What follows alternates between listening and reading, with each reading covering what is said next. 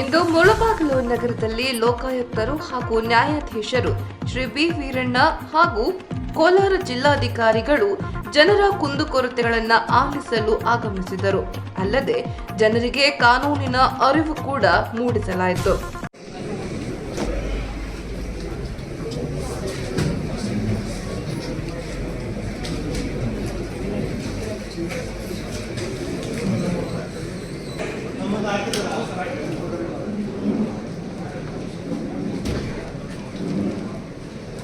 ಶಿವಕುಮಾರ್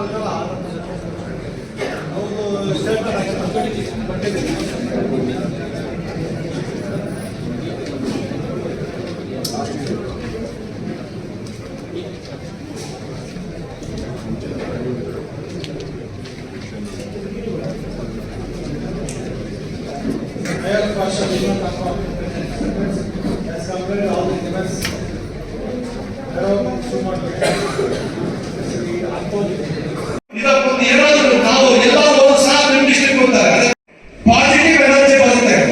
ಬೇರೆ ಊಟ ತಿಂದ್ರೆ ನೆಗೆಟಿವ್ ಎನರ್ಜಿ ಬರುತ್ತೆ. ನಿಮ್ಮ ಸಮಾಜದಲ್ಲಿ ನಮ್ಮ ಸಮಾಜದಲ್ಲಿ ನಾವು ಜೀವನ ಮಾಡಿದ್ರೆ ನೆಮ್ಮದಿ ಆಗ್ತೀವಿ. ನಮ್ಮ ಸಮಾಜಕ್ಕೆ ಬೇರೆ ಏನಾದರೂ ಡಿಮಾಂಡ್ ಬಂದರೆ ನಿಮ್ಗೆ ಒಳ್ಳೇದಾಗಲ್ಲ. ನಾವು ಸಮಾಜಕ್ಕೆ ಏನು ಮಾಡ್ತೀವಿ ನಮ್ಗೆ ವಾಪಸ್ ಬರುತ್ತೆ. Life ಕನ್ಸಿಸ್ of reaction reflection result. ದಯವಿಟ್ಟು ನಾವು ಏನು ಮಾಡ್ತೀವೋ ಅದನ್ನ ನಮ್ಗೆ ವಾಪಸ್ ಬರುತ್ತೆ. ಇಟ್ಕೊಳ್ಳಿ, ನ್ಯಾಯವಾಗಿ ಬದುಕೋಣ.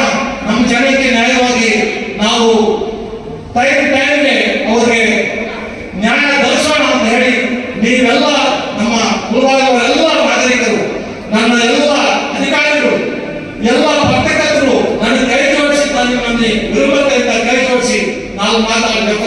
ಜೈ ಹಿಂದ್, ಜೈ ಕರ್ನಾಟಕ.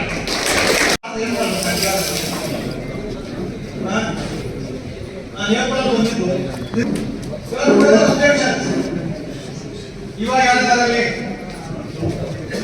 ನಾವೆಲ್ಲ ಇರೋ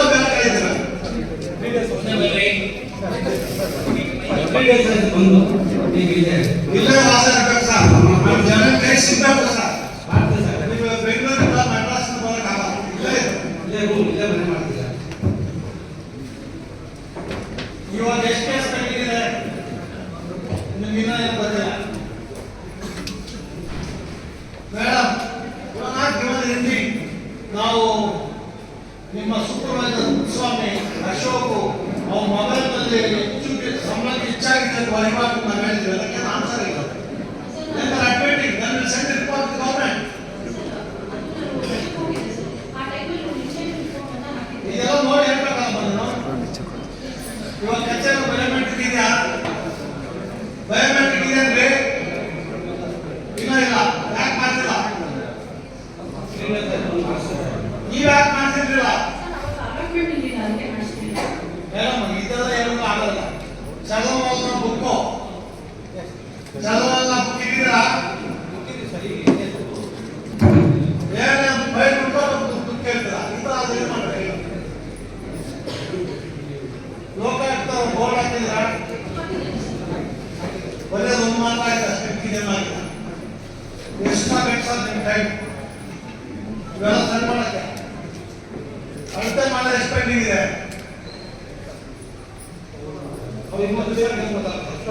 ಎಷ್ಟು ಪೆಂಡಿಂಗ್ ಇದೆ ಅಳತೆ ಮಾಡೋದು? ಯಾರು ಸೂಪರ್ವೈಸರ್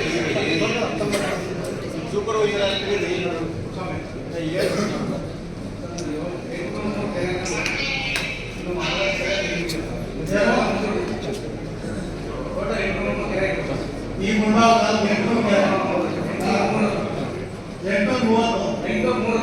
830 ಎಷ್ಟು ಮಾಡಿದ್ರಿ ಇವಾಗ?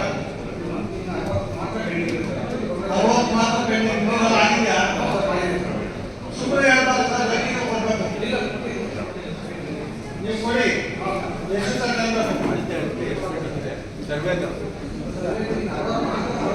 ಅಪ್ಲಿಕೇಶನ್ ರೈತರು ಕೊಟ್ಟು ಅಪ್ಲಿಕೇಶನ್ಸ್ ಅದು ಮತ್ತು ಸರ್ವ ಎಷ್ಟು ಪೆಂಡಿಂಗ್ ಇದೆ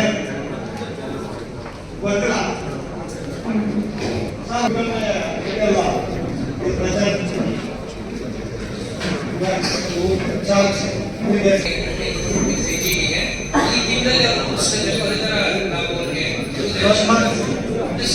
all the enforcement of the tax and the law.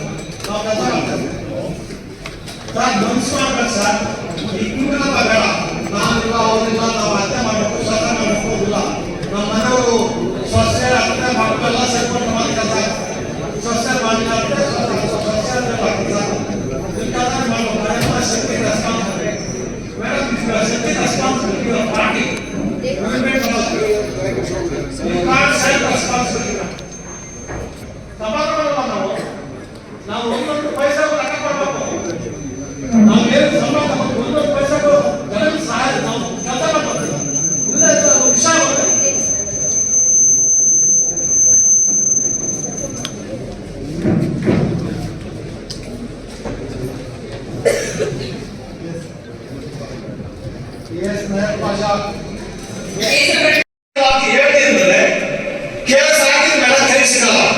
ಅಂದ್ರೆ ಎಲ್ಲೋ ಒಂದು ಕಡೆ ನಮ್ಮ ಅಧಿಕಾರಿಗಳು ಈ ನಮ್ಮ ಸಂಬಂಧಪಟ್ಟ ಕಂಪ್ಲೇಂಟ್ ಗೊಂದಲ ಆಗುತ್ತೆ. ಕೇಸ್ಗಳು ಟ್ರ್ಯಾಪ್ ಆಗ್ತವೆ, ಡಿಎ ಮಾಡ್ತೀವಿ, ಅಲ್ಲಿ ಎವಿಡೆನ್ಸ್ ಬರಲ್ಲ. ಇವ್ರ ಕೆಲಸ ಮುಗಿದ್ರೆ ಅವರು ನಮ್ಮ ಮೀಟಿಂಗು ಬರಲ್ಲ, ಫಂಕ್ಷನ್ ಬರಲ್ಲ. ಫಸ್ಟ್ ಸಮಾಜ ಬದಲಾಗಬೇಕು. ನಾವು ಎಲ್ಲವರೆಗೂ ದುಡ್ಡು ತಗೊಂಡು ಓಟ್ ಹಾಕ್ತೀವೋ ಅಲ್ಲಿವರೆಗೂ ದೇಶ ಉದ್ಧಾರ ಆಗುತ್ತೆ. ನೀವು ನಾನು ಎಲ್ಲರೂ ಬದಲಾಗಬೇಕು. ಸಮಾಜ ಬದಲಾಗದೇ ಇದ್ದರೆ ಈ ದೇಶ ಇಲ್ಲ ಒಂದು ದಿವಸ ಭಾರಿ ಕಷ್ಟಕ್ಕೆ ಅನುಭವಿಸಬೇಕಾಗುತ್ತೆ. ದೇಶಭಕ್ತಿ ನಮ್ಮಲ್ಲಿಲ್ಲ, ಸ್ವಾರ್ಥ ತುಳುಕಾಡ್ತಾ ಇದೆ. ದಯವಿಟ್ಟು ಎಲ್ಲರೂ ನಾನು ರಿಕ್ವೆಸ್ಟ್ ಮಾಡಿ, ಎಲ್ಲ ಅಧಿಕಾರಿಗಳು ತಮ್ಮ ತಮ್ಮ ಕೆಲಸ ನಿಷ್ಠೆಯಿಂದ ಮಾಡಿ. ಸಾರ್ವಜನಿಕರು ನಿಜವಾದ ಜಮೀನು ಕೇಸ್ ಇದೆ, ಬನ್ನಿ, ನಾನು ನಿಮ್ಗೆ ಸಪೋರ್ಟ್ ಮಾಡ್ತೀನಿ. ಬ್ಲಾಕ್ ಮೇಲ್ ಮಾಡಕ್ ಬಂದ್ರೆ ನಾನು ಬಿಡಲ್ಲ. ಯಾವ ಬ್ಲಾಕ್ ಮೇಲ್ ಬಗ್ಗಲ್ಲ. ಯಾವ ಹೇಳುತ್ತೆ ಅವ್ರನ್ನ ಪ್ರೆಸಿಡೆಂಟ್ ಅಭಿನಂದಾಗ ತಿಳಿಸ್ತೀನಿ. ಈ ಪೋಸ್ಟ್ಗೋಸ್ಕರ ನಾನು ಬಂದಿಲ್ಲ, ಸಮಾಜ ಸೇವೆಗೋಸ್ಕರ ಬಂದಿದ್ದೀನಿ. ಎಲ್ಲ ಜೀವನ 45 ವರ್ಷ ನೋಡಿದ್ದೀನಿ, ನನಗೆ ಏನು ಬೇಕಾಗಿಲ್ಲ. ದುಷ್ಟ ಸಮಾಜ ಬಂದಿದ್ದೀನಿ. ದಯವಿಟ್ಟು ಎಲ್ಲ ಸಹಕಾರ ಮಾಡಬೇಕು. ನನಗೆ ಎಲ್ಲ ಅಧಿಕಾರಿಗಳು, ಎಲ್ಲ ಸಾರ್ವಜನಿಕರು ದಯವಿಟ್ಟು ಕೈ ಜೋಡಿಸಿ. ನಿಮ್ಗೆ ಏನ್ ಬೇಕು ನಾನು ಕೊಡ್ತೀನಿ. ನಾನು ಬಂದ ತಕ್ಷಣ ವ್ಯವಸ್ಥೆ ಆಗಿದ್ದೀನಿ. ನನ್ನ ಆಸ್ತಿ ಅಂತಸ್ತು ಎಲ್ಲ ವ್ಯವಸ್ಥೆ ಆಗಿದೆ. ಯಾರು ಬೇಕು ಹೋಗಬಹುದು. ನೀವು ಸುದ್ದಿ ಮೊಬೈಲ್ ಹಾಕಿದ್ರೆ ಸಿಗುತ್ತೆ. ಅದಕ್ಕೆ ಯಾವುದಕ್ಕೆ ಎದುರಲ್ಲ ನಾನು. ನೀವು ಬ್ಲಾಕ್ ಮೇಲ್ ತಂತ್ರ ಬಿಡಿ. ಅಧಿಕಾರಿಗಳಾಗಲಿ ಸಾರ್ವಜನಿಕರಾಗಲಿ ದಯವಿಟ್ಟು ಬ್ಲಾಕ್ ಮೇಲ್ ತಂತ್ರ ಬಿಡಿ. ನಿಮ್ಮ ಜೆನ್ಯೂನ್ ಕೆಲಸನ ನಾನು ಸಪೋರ್ಟ್ ಮಾಡ್ತೀನಿ. ಆಸ್ಪತ್ರೆಗೆ ಹೋಗ್ತೀವಿ, ಅದೇ ಬೆಡ್ಡು ನೋಡಕ್ಕಾಗಲ್ಲ. ಆ ತಿಂಗಳು ಎಷ್ಟು ವರ್ಷ ಇರ್ತಾವ, ಗೌರ್ಮೆಂಟ್ ದುಡ್ಡು ಬರುತ್ತೆ, ಅದು ಉಪಯೋಗ ಆಗ್ತಾ ಇಲ್ಲ. ಮೊನ್ನೆ ನಾನು ಬಂಗಾರಪೇಟೆ ಅಲ್ಲಿ ಸುಮಾರು 22 ಜನ ಡಾಕ್ಟರ್ಸು ತಾಲೂಕು ಮಟ್ಟದಲ್ಲಿ ಡಾಕ್ಟರ್ ಅಲ್ಲಿ ಇರಬೇಕು ಅಂತ ನಾನು ಗಲಾಟೆ ಮಾಡಿದಾಗ ನಾವು ಡಾಕ್ಟ್ರು ಸುಳ್ಳು ಅಪ್ಡೇಟ್ ಹಾಕ್ಬಿಟ್ಟು ಬಂದು ನನ್ನ ಮುಂದೆ ಅಲ್ಲ ನಾವಲ್ಲಿ ಬಾಡಿಗೆ ಇದೀವಿ ಅಂತ ನಾವು ಹೋಗಾಗಿದ್ದ ಆಟೋನಿ ಕಳಿಸಿ ಚೆಕ್ ಮಾಡಿ ಸಾಲ ಅಂತ ಹೇಳಿದ್ರೆ ಎಲ್ಲ ಸುಳ್ಳು, ಫೇಕ್ ರೆಂಟ್ ಇತ್ತು. ಕೊನೆಗೆ ನಮ್ಮ DHO ಕಳಿಸಿ ಅಡ್ಮಿಷನ್ ಆಫೀಸರ್ ಕಳಿಸಿ ನಾನು ಅವ್ರಿಗೆ ಇದೊಂದು ಸಾಕು ನಿಮ್ಮ ಮನೆ ಕೆಲಸ ತೆಗೆದುಕೊಳ್ಳೋದು ತಪ್ಪಾಗಿ ಸರ್ ನಾವು ಮಾಡ್ತೀವಿ ಅಂತ. ಇವಾಗ 22 ಜನ ಡಾಕ್ಟರ್ಸ್ ಹೆಡ್ ಕ್ವಾರ್ಟರ್ ಇರಬೇಕು. ನಮ್ಮ DC ರವಿ ಅವರು ಬಂದ ತಕ್ಷಣ ರಿಕ್ವೆಸ್ಟ್ ಮಾಡ್ಕೊಂಡೆ ಎಲ್ಲ ಅಧಿಕಾರಿಗಳು ಹೆಡ್ ಕ್ವಾರ್ಟರ್ ಇರಬೇಕು ಅಂತ. ಅವರು ಸಂತೋಷ ಮಾಡೋದು, ಆರ್ಡರ್ ಮಾಡೋದು, ಆದ್ರೂ ಕೆಲವು ಇರಲಿಲ್ಲ. ಆ 22 ಜನ ಡಾಕ್ಟರ್ಗಳು ಫಸ್ಟ್ ಟೈಮ್ ಇಲ್ಲಿ ಎಂಟೈರ್ ಕರ್ನಾಟಕ ನಮ್ಮ ಬಂಗಾರಪೇಟೆ ಎಲ್ಲರೂ ವಾಸ ಆಗಿದೆ. ಅದು ಯಾಕೆ ಕಳೆದ ಅಡ್ಮಿಷನ್ಗೆ ಭಾರತಿ ಬೇಜಾರು ಮಾಡ್ಕೊಂಡು ಬಂದು ಸಾಲ ನೀವು ಬಾಕಿ ಹಾಕ್ಕೊಂಡು ನಾನು ಖಾತೆ ಕೊಡ್ತಾ ಇಲ್ಲ, ಜನರಿಗೆ ಸಿಗಬೇಕು ನೀವು ಅಂತ. ಆಮೇಲೆ ನಾನು ಒಂದು ಹೇಳಿದ್ಮೇಲೆ ಅಲ್ಲೊಂದು ಆಕ್ಸಿಡೆಂಟ್ ಆಯಿತು. 60 ಜನ ಆಕ್ಸಿಡೆಂಟ್ ಆಗಿ ಎಲ್ಲರೂ ಟ್ರೀಟ್ಮೆಂಟ್ ಕೊಡೋಕೆ ಎಲ್ಲ ಡಾಕ್ಟರ್ ರೆಡಿ ಆಗಿತ್ತು. ಆ ಅಮ್ಮ ಮಾತ್ರ ಬಂದೇಳು ಸರ್ ನಾನು ಸ್ವಲ್ಪ ಬೇಜಾರಾಗಿ ಫಸ್ಟು, ಆದರೆ ಇವಾಗ ನನಗೆ ಒಳ್ಳೆ ಸಿಗೋದು ಸರ್ ಬಂಗಾರಪೇಟೆಯಲ್ಲಿ ಎಲ್ಲರೂ ಡಾಕ್ಟರ್ ಇದ್ರು ಸರ್, ಒಬ್ಬರು ಸಹಾಯಕ್ಕೆ ನಾವು ಬಿಟ್ಟಿಲ್ಲ ಅಂತ. ಯಾಕೆ ಅಧಿಕಾರಿಗಳು ಇರಬೇಕು ಗೊತ್ತೀನಿ. ಮುಳುಬಾಗದಲ್ಲಿ ಅಮ್ಮ ಇರೋದು ಗೊತ್ತಿಲ್ಲ. DHO ಬೆಂಗಳೂರಿನ ಬರೋರು ನಮ್ಮ DDL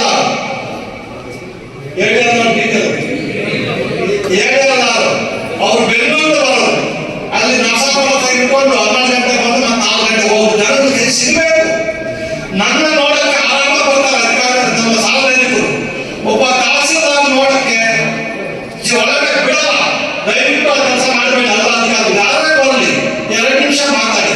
ಆಮೇಲೆ ತಮಾಷೆ ಅಂದ್ರೆ ನಮ್ದು 5:30 ಟೈಮ್, ರಾತ್ರಿ 7, 8 ಗಂಟೆ ನಾನು ಉಚಿತ ಕಾನೂನು ಸೇವೆ ಜೊತೆಗೆ ಉಚಿತ ಕಾನೂನು ಅವರಿಗೆ ಸಲಹೆ ಯಾರೆಲ್ಲೋ ಬರ್ತಾರೆ. ಆಮೇಲೆ ಬಂದವರು ನಮ್ಮ ತಮಾಷೆ ಆಯ್ತು ಸರ್ ನನ್ನ ಹೆಂಡತಿ ಡೈವರ್ಸ್ ಕೊಟ್ಟಿದ್ದ ನಮ್ಮ ರವಿಯವರು ಬರ್ತಾ ಇದ್ರು. ಅದು ನಮ್ಗೆ ಬರಲ್ಲಪ್ಪ ಅಂತ ನೀವೇನಾಗಿದ್ದಾರೆ ನಾವು ಫಾಲೋ ಆಗ್ತಾಗಿ ನಾವೇ ಕೊಡ್ಕೋಬೇಕು, ನಾವೇ ಲಾಕ್ ಇಟ್ಕೋಬೇಕು ಅಂತ.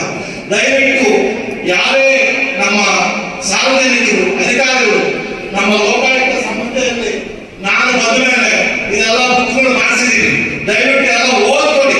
ನಮಗೆ ಏನು ಅಧಿಕಾರ ಇದೆ ನೋಡಿಕೊಂಡು ಬನ್ನಿ. ನಮ್ಮ ಅಧಿಕಾರ ಒಳಗಡೆ ನಾವು ನಮ್ಮ ಕೆಲಸ ಮಾಡ್ತೀವಿ. ಕೋರ್ಟ್ ಅಲ್ಲಿ ಕೇಸ್ ಇರುತ್ತೆ, ನಾವೇ ಹೋಗ್ಬೇಕು ಕೋರ್ಟ್ಗೆ ಅಂತೀರ. DC ಮುಂದೆ ರಿವಿಷನ್ ಇರುತ್ತೆ, ಎಸ್ ಮುಂದೆ ಅಪೀಲ್ ಇರುತ್ತೆ,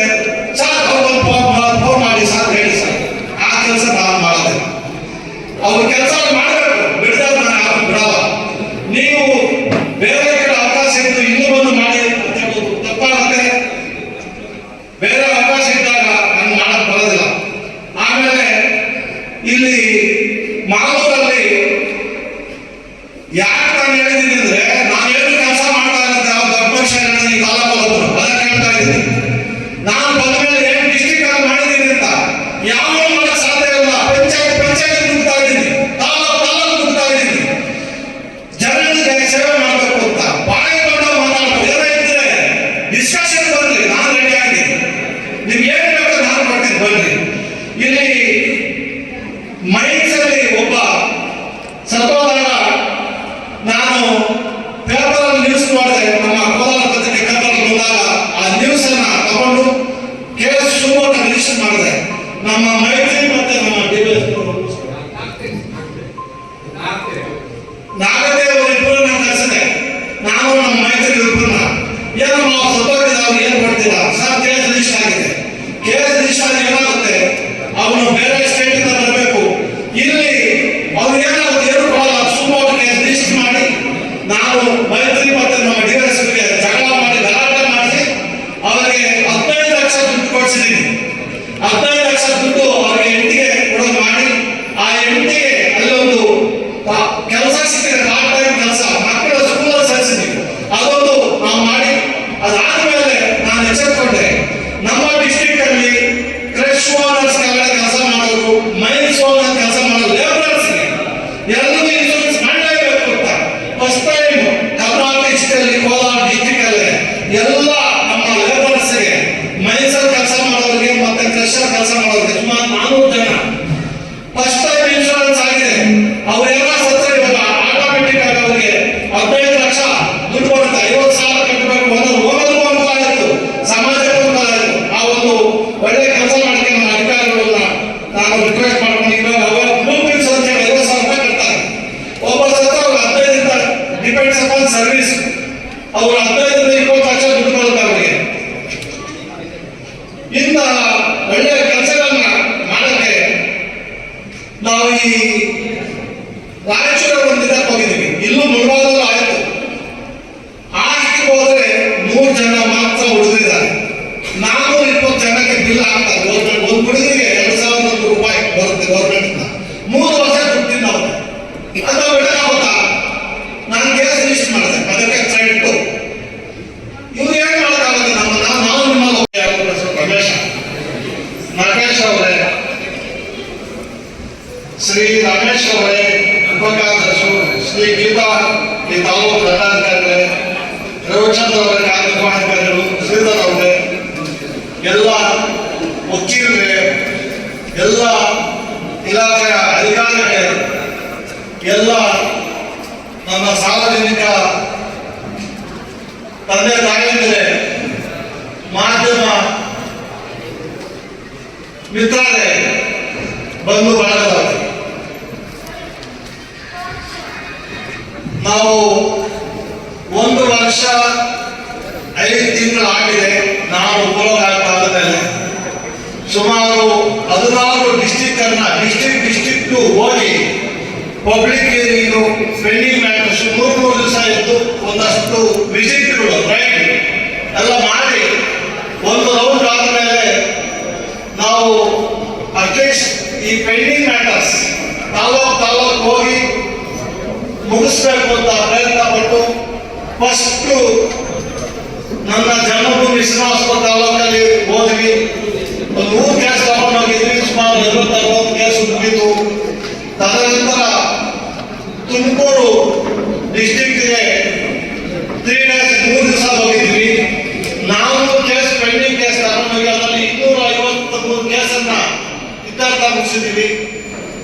ಮತ್ತೆ ನಾವು ಕೋಲಾರ ಡಿಸ್ಟ್ರಿಕ್ಟ್ ಅಲ್ಲಿ ಅಂದ್ರೆ ಮುಳಬಾಗಿಲು, ಕೋಲಾರ, ಬಂಗಾರಪೇಟೆ, ಮಾಲೂರು, ಕೆಜಾಪು ಪೆಂಡಿಂಗ್ ಮಾಡ್ಕೊಂಡು ಮುಗಿಸ್ಬೇಕು ಅಂತ ಇವಾಗ ತಾಲೂಕು ಬರ್ತಾ ಇದ್ದೀನಿ. ಯಾಕೆ ಬರ್ತಾ ಇದ್ದೀನಿ ಅಂದ್ರೆ ನಮ್ಮ ಸಂವಿಧಾನ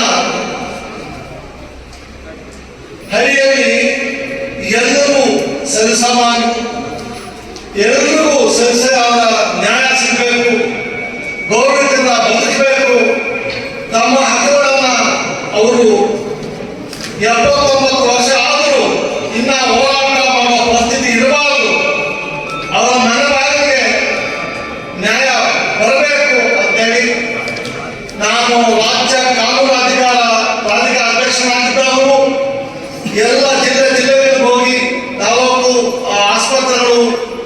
ಜೈನ್ಸ್ ಎಲ್ಲ ಹೋಗಿ ಒಂದು ಅನುಭವ ಇರೋದ್ರಿಂದ ಸ್ವಲ್ಪ ನಮ್ಮ ಜನ ಬೆಂಗಳೂರು ಬರಬೇಕು ಅಂದ್ರೆ ಕಷ್ಟ ಮೂಲಗಳಿಂದ ಅಂತ ಹೇಳಿ ನಾವು ಲೋಕಾಯುಕ್ತ ಸಂಸ್ಥೆ ಎಲ್ಲ ನಮ್ಮ ಲೋಕಾಯುಕ್ತರು ಇನ್ನೊಬ್ಬ ನನ್ನ ಸ್ನೇಹಿತರು ಲೋಕಾಯುಕ್ತರು ನಾನು ನನಗೆ 16 ಡಿಸ್ಟ್ರಿಕ್ಟ್ ಬಿಡ್ತಾರೆ ಎಲ್ಲ ಡಿಸ್ಟ್ರಿಕ್ಟ್ ಹೋಗ್ತಾ ಇದ್ದೀವಿ. ಅಲ್ಲೇ ಮನೆ ಭಾಗಕ್ಕೆ ನ್ಯಾಯ ಕೊಡಬೇಕು, ಸರ್ವರಿಗೆ ಸಮಪಾಲು ಸರ್ವರಿಗೆ ಸಮಬಾಳು. ಒಬ್ಬ ಮಾನವ, ಪಕ್ಷಿ, ಪ್ರಾಣಿಗಳು, ಮರಗಿಡಗಳು ಗೌರವದಿಂದ ಬದುಕಬೇಕು ಅಂತ ಅನುಚ್ಛೇದ 21. ಅದೇ ರೀತಿ ನಮ್ಮ ಹಕ್ಕುಗಳ ಜೊತೆಗೆ ಪ್ರತಿಯೊಬ್ಬ ನಾಗರಿಕರು ನನ್ನ ಸೇರಿಸಿ ನಮ್ಮ ಕರ್ತವ್ಯ ಪ್ರಜ್ಞೆ ನಮಗೆ ಜನಗಳಿಗೆ ನ್ಯಾಯ ಸಿಗ್ತಾ ಇಲ್ಲ ಅಂತ ಸಂವಿಧಾನದಲ್ಲಿ 4 ಅಂಗಗಳಾದ ಕಾರ್ಯಾಂಗ, ಶಾಸಕಾಂಗ, ಕಾರ್ಯಾಂಗ, ನ್ಯಾಯಾಂಗ, ಪತ್ರಿಕಾಂಗ ಇದ್ದರೂ 79 ವರ್ಷ ಸ್ವಾತಂತ್ರ್ಯ ಬಂದರು ನಮಗೆ ಎಲ್ಲೋ ಒಂದು ಕಡೆ ಜನಗಳಿಗೆ ನಿಜವಾದ ನ್ಯಾಯ ಸಿಗ್ತಾ ಇದೆ ಅನ್ನೋ ಭಾವನೆ. ಅದಕ್ಕೆ ಕೇಂದ್ರದಲ್ಲಿ ಲೋಕಪಾಲ ಅಂತ ಬಂದಿದೆ, ರಾಜ್ಯಗಳಲ್ಲಿ ಲೋಕಾಯುಕ್ತ ಅಂತ ಬಂದಿದೆ. ನಮ್ಮ ಲೋಕಾಯುಕ್ತ, ಕರ್ನಾಟಕ ಲೋಕಾಯುಕ್ತ ಒಂದು ಪವಿತ್ರವಾದ ಸಂಸ್ಥೆ. ಅದಕ್ಕೆ ಒಂದು ಇತಿಹಾಸವಿದೆ. ಸಿಟ್ಟಿಂಗ್ ಆಳಿದಂತ ಚೀಫ್ ಮಿನಿಸ್ಟರ್ನ ಜೈಲು ಕಳಿಸಂತ ಒಂದು ಶಕ್ತಿ ನಮ್ಮ ಲೋಕಾಯುಕ್ತಕ್ಕಿದೆ. ಮಿನಿಸ್ಟ್ರಿಗಳು ಕಳಿಸಿದ್ವಿ, ಆಳಿದ್ದ ಮಿನಿಸ್ಟ್ರಿಗಳನ್ನ. ಆಳಿದ್ದ ಲೋಕಾಯುಕ್ತರನ್ನೇ ರಿಸೈನ್ ಮಾಡಿ ವಾಪಸ್ ಹೋಗುವಂತ ಆ ಶಕ್ತಿ ಕರ್ನಾಟಕ ಲೋಕ. ಇಡೀ ಭಾರತದಲ್ಲಿ ಯಾವ ಎಕ್ಸೆಪ್ಟ್ ಇದು ಪಂಜಾಬ್, ಹಿಮಾಚಲ ಪ್ರದೇಶ ಬಿಟ್ಟರೆ ಇಡೀ ಭಾರತದಲ್ಲಿ ಕರ್ನಾಟಕ ಲೋಕಾಯುಕ್ತ ಒಂದೇ ಗಟ್ಟಿ ಕೆಲಸ ಮಾಡ್ತದೆ. ಮೊನ್ನೆ ನಮ್ಮ ಹೈಕೋರ್ಟ್ ಅಲ್ಲಿ ಜಡ್ಜಿಗಳೇ ಹೇಳಿದ್ರು, ಇಡೀ ಭಾರತದಲ್ಲಿ ಕರ್ನಾಟಕ ಲೋಕಾಯುಕ್ತ ಹೆಚ್ಚಿಗೆ ಕೆಲಸ ಮಾಡ್ತಾ ಇದೆ. ಎಲ್ಲ ಒಂದ್ ಕಡೆ ಈ ಟೈಮ್ ಕೆಲಸ ಆಗದೆ ಇರೋಕ್ಕೆ ನಾವೆಲ್ಲರೂ ಕಾರಣ, ನಮ್ಮ ಅಧಿಕಾರಿಗಳು ಕಾರಣ. ಎಲ್ಲ ಅಧಿಕಾರಿಗಳು ಕೆಟ್ಟವರಿಲ್ಲ, ಎಲ್ಲ ಅಧಿಕಾರಿಗಳು ಒಳ್ಳೆಯವರಲ್ಲ. ಹಾಗೆ ಎಲ್ಲ ಸಾರ್ವಜನಿಕರು ಒಳ್ಳೆಯವರಲ್ಲ, ಒಳ್ಳೆಯವರು ಎಲ್ಲರೂ ಕೆಟ್ಟವರಲ್ಲ. ಆದರೆ ಒಳ್ಳೆಯವರ ಸಂಖ್ಯೆ ಅಧಿಕಾರ ವರ್ಗದಲ್ಲಿ, ಸಮಾಜದಲ್ಲಿ ಕಮ್ಮಿ ಆಗ್ತಾ ಇದೆ. ಎಲ್ಲ ಒಂದ್ ಕಡೆ ಈ ಕಮ್ಮಿ ಆಗೋದ್ರಿಂದ ಅವರನ್ನ ನೆಟ್ಟಿಗೆ ಕೆಲಸ ಮಾಡಬೇಕು ಅನ್ನೋಂತ ಈ ಲೋಕಾಯುಕ್ತ ಸಂಸ್ಥೆಗಳು ಉದ್ಭವ ಆಗಿದೆ. ತಮಾಷೆ ಏನಂದ್ರೆ ನಾವು ನೆಟ್ಟಿಗೆ ಕೆಲಸ ಮಾಡಬೇಕು, ಬೆಳಗ್ಗೆ ಎದ್ದು ರಾತ್ರಿ 12 ಗಂಟೆ 1 ಗಂಟೆ ಆಗುತ್ತೆ. ನಮ್ಮ ಜನ ಕೆಲವರು ಇದ್ದಾರೆ, ಸಂಘಗಳು, ಆಕ್ಟಿವಿಸ್ಟು. ಎಲ್ಲ ಆಕ್ಟಿವಿಸ್ಟು ಕೆಟ್ಟವರಲ್ಲ, ಎಲ್ಲ ಸಂಘಗಳು ಕೆಟ್ಟದಲ್ಲ. ದೇರ್ ಆರ್ ಗುಡ್ ಪೀಪಲ್, ಒಳ್ಳೆ ಸಂಘಗಳಿದೆ. ಅದರಿಂದ ಸಮಾಜಕ್ಕೆ ಒಳ್ಳೆ ಕೆಲಸ ಮಾಡಲಿಕ್ಕೆ ಅವರು ಪ್ರಯತ್ನ ಮಾಡ್ತಾ ಇದ್ದಾರೆ. ನಾನೊಂದು ಈ ಗ್ರಾಮ ಪಂಚಾಯತ್ಗಳಲ್ಲಿ ಆ ದುಡ್ಡನ್ನ ಕಲೆಕ್ಟ್ ಮಾಡಿಕೊಂಡು ಟೈಮ್ಗೆ ಕೊಡ್ತಾ ಇಲ್ಲ ಅಂತೇಳಿ ಒಬ್ರು ಕೊಂಚೆ ಶಿವರುದ್ರಪ್ಪ ಅಂತ ಒಬ್ಬ ಸಮಾಜ ಕಾರ್ಯಕರ್ತ, ಅವರಿಂದ ಸುಮಾರು 30 ಕೋಟಿ ದುಡ್ಡು ಬಂದಿದೆ. ನಾನು ಪರಿಸ್ಥಿತಿ ಅವರನ್ನ ಲೋಕಾಯುಕ್ತ ಸಮಸ್ಯೆ ಕರೆಸಿ ಸುಮಾರು 400-500 ಆಫೀಸರ್ಗಳ ಮುಂದೆ ನಿಲ್ಲಿಸಿ ಇಂಥವು ಸಮಾಜ ಕಾರ್ಯಕರ್ತರಾಗಬೇಕು ನಾನು ಹೇಳಿದ್ದೆ.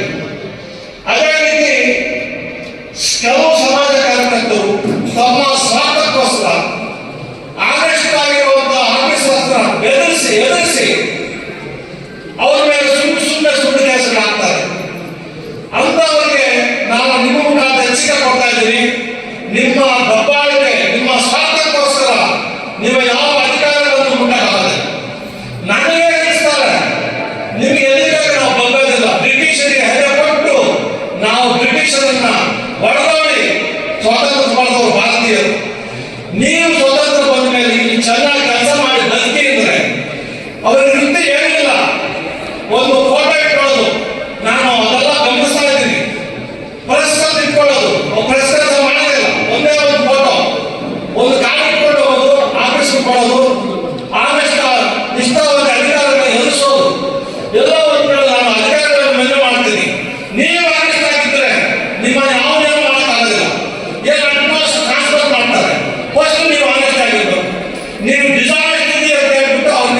ಬ್ಲಾಕ್ ಮೇಲ್ ಮಾಡ್ತಾರೆ.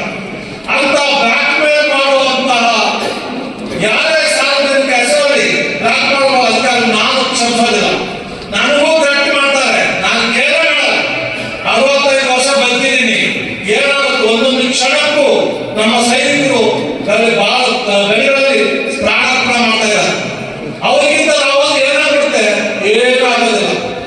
ನಾವೆಲ್ಲ ಅಧಿಕಾರಿಗಳಲ್ಲಿ ರಿಕ್ವೆಸ್ಟ್ ಮಾಡೋದು, ನಿಮ್ಮ ಕೆಲಸ ಕಾಯ ವಾಚ ಅಂತ ನೀವು ನೆಟ್ಟಿ ಕೆಲಸ ಮಾಡಿದ್ರೆ ಈ ಅವರಾದ್ರೂ 5% ನಾವು ಸ್ವತಂತ್ರ ಪೂರ್ವದಲ್ಲಿ ದೇಶಕ್ಕೆ 95% 5% ಮೀಸಲಾತಿ ಅವಾಗಿತ್ತು. ಇವಾಗ ಮೀಸಲಾತಿ ಜಾಸ್ತಿ ಆಗಿರ್ತಾರೆ. ಎದುರಿಸಿ ಜೀವನ ಮಾಡೋದು ಅದು ಜೀವನ. ನಾನು ನಮ್ಮ ಅಧಿಕಾರಿಗಳನ್ನ ಆಗಲಿ ಆತರ ಸಾರ್ವಜನಿಕ ಕಾರ್ಯಕರ್ತರು ಕೇಳ್ಕೊಳ್ಳೋರಾಗಲಿ ನಾವು ಕ್ಷಮಿಸೋದಿಲ್ಲ. ಯಾವುದೇ ಅಧಿಕಾರಿ ಆನೆಸ್ಟ್ ಕೆಲಸ ಮಾಡಿದ್ರೆ, ಯಾವುದೇ ಸಾರ್ವಜನಿಕ ನಿಮ್ಮ ಕೆಲಸ ನೀವು ಆನೆಸ್ಟ್ ಮಾಡಿದ್ರೆ ನಿಮ್ಮ ಕಾಲನ್ನ ಟಚ್ ಮಾಡಿ ತಲೆ ಇಟ್ಕೊಳ್ತೀವಿ. ಅದೇ ರೀತಿ ಏನಾದರೂ ನೀವು ಅಧಿಕಾರ ದುರುಪಯೋಗ ಮಾಡಿಕೊಂಡು ನಿಮ್ಮ ಕೆಲಸ ನೀವು ಮಾಡದೇ ಇದ್ದರೆ, ಆ ಸಾರ್ವಜನಿಕರು ನಿಮ್ಮ ಕೆಲಸ ನೀವು ಮಾಡದೆ ಸುಳ್ಳು ಸುಳ್ಳು ಕೇಸ್ ಹಾಕಿದರೆ ನಾವು ಇವಾಗ ಬಿಡೋದು. ಕಲಂ 13 ಒಬ್ಬ ಅಧಿಕಾರಿ ನೆಟ್ಟಿ ಕೆಲಸ ಮಾಡದೇ ಇದ್ರೆ ಅವರು ಅಲ್ಪಿಟ್ ಕಂಟಿನ್ಯೂ ಪೋಸ್ಟ್ ಅಂತ ಲೋಕಾಯುಕ್ತ ಸಂಸ್ಥೆಯಲ್ಲಿ ಕಲಂ 13 ಒಂದು ಕಲಂ ಇದೆ. ಅದನ್ನು ನಾನು ಡಿಕ್ಲೇರ್ ಮಾಡಿದ 3 ತಿಂಗಳು ಗೌರ್ಮೆಂಟ್ ಇಂಟರ್ವ್ಯೂ ಆಗದೇ ಇದ್ರೆ ಅವ್ರ ಕೆಲಸ ಕಳ್ಕೊತಾರೆ. ಅದೇ ಸುಮಾರು ನಾವು ಅಧಿಕಾರ ಹೇಳಿ ಕಳಿಸ್ತೀವಿ, ಬನ್ನಿ ಅಂತ 2 ತಿಂಗಳು 3 ತಿಂಗಳು ಮೊದಲೇ ಡೇಟ್ ಕೊಡ್ತೀವಿ, ನೀವು ಇಂಟರ್ವ್ಯೂ ಬರೋದಿಲ್ಲ. ಬರದೇ ಇದ್ರೆ ಸೆಕ್ಷನ್ 70 ಅದರಲ್ಲಿ insulting Lokayukta, you are not respecting the what is order of the Lokayukta ಅಂತ ನಿಮ್ಮ ಆಕ್ಷನ್ ತಗೊಳ್ಳೋಕೆ ಅವಕಾಶ ಇದೆ. ಅದೇ ರೀತಿ ನಮ್ಮ ಮುಂದೆ ಈ ತರ ಬಂದಾಗ ಪಬ್ಲಿಕ್ ಹಿಯರಿಂಗ್ ಅಲ್ಲಿ ನಾವು ಆರ್ಡರ್ ಮಾಡ್ತೀವಿ, ಅಂಡರ್ಟೇಕಿಂಗ್ ತಗೋತಿಲ್ಲ, ನಾವು ಮಾಡ್ತೀವಿ ಒಂದು ತಿಂಗಳಲ್ಲಿ ಅಂತ 1 ವರ್ಷ ಮಾಡೋದಿಲ್ಲ. ಅಂತವ್ರ ಮೇಲೆ ನಾನು ಸೆಕ್ಷನ್ 70 ಕಂಟೆಂಪ್ಟ್ ಆಗ್ತಾ ಇದ್ದೀನಿ. ಕಂಟೆಂಪ್ಟ್ 6 ತಿಂಗಳು ನೀವು ಜೈಲು ಹೋಗ್ತಾರೆ. ಅದನ್ನು ಅವಕಾಶ ಪಡಿಬೇಡಿ. ಈ ಎಲ್ಲರ ಮಧ್ಯದಲ್ಲಿ ಸುಮಾರು 25,000 ಕೇಸ್ ನಮ್ಮಲ್ಲಿ ಪೆಂಡಿಂಗ್ ಇದೆ. 3 ಜನ ಒದ್ದಾಡ್ತಾ ಇದ್ದೀವಿ ನಾವು ಹೋಗಾಯ್ತು. ಯಾಕೆ ಅಂತ ನಾನು ಒಬ್ಬ ವಕೀಲರಾಗಿ 22 ವರ್ಷ, ಅದರ 15 ವರ್ಷ ಸರ್ಕಾರಿ ವಕೀಲರಾಗಿ, ಜಡ್ಜ್ ಆಗಿ 8 ವರ್ಷ ನಾನು ನೋಡ್ತಾ ಇದ್ದೀನಿ. ಇವಾಗ ನೋಡ್ತಾ ಇದ್ದೀನಿ, ಕೋರ್ಟಲ್ಲೂ ನೋಡಿದ್ದೀನಿ. ಅಲ್ಲೂ ಸುಳ್ಳು ಕೇಸುಗಳಲ್ಲಿ, ಕೋರ್ಟಲ್ಲೂ ಸುಳ್ಳು ಕೇಸುಗಳಿಂದ ನಿಜವಾದ ಕೇಸ್ ನ್ಯಾಯ ಸಿಗ್ತಾ ಇಲ್ಲ. ಇಲ್ಲಿ ನಮ್ಮಲ್ಲಿ 25,000 ಕೇಸ್ ಪೆಂಡಿಂಗ್ ಇದೆ. ಇದರಲ್ಲಿ ಸುಮಾರು 8,000 ಕೇಸ್